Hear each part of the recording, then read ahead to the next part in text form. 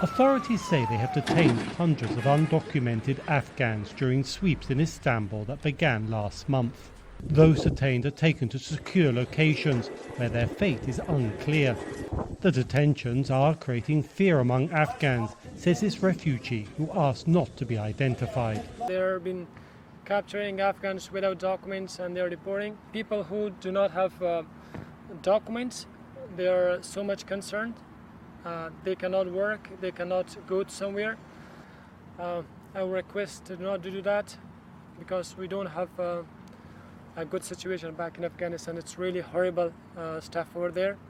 Turkish authorities say they are only targeting those without documentation. But aid groups claim the government is not allowing Afghans to register for asylum. But the Turkish governments are decided to not registering them. And also they are sending more power, more forces in the border, not let more Afghan refugees to come, or maybe if they are able to cross the border, they want to push back to Iran. Turkey is already hosting nearly 4 million refugees who fled Syria's civil war, and the government says it cannot accept any more. Under the slogan, "The border is our honour," the main opposition party is calling on the government to secure the country's border to prevent a new influx of refugees.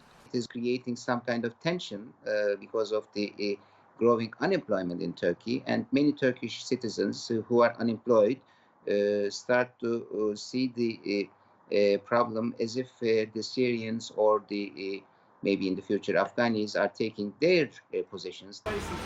Many refugees have settled in Istanbul's neighbourhoods that are electoral strongholds of President Recep Tayyip Erdogan.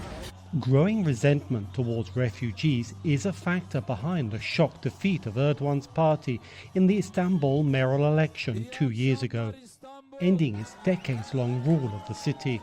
Turkish authorities say they deported more than 10,000 Afghans between January through July this year. With the Taliban back in power in Afghanistan, this refugee pleads for compassion. Right now, my country is not in a position. It's not safe for anybody. So we request from Turkey government to help us. This is the situation. We need the help. But many here expect the crackdown to continue.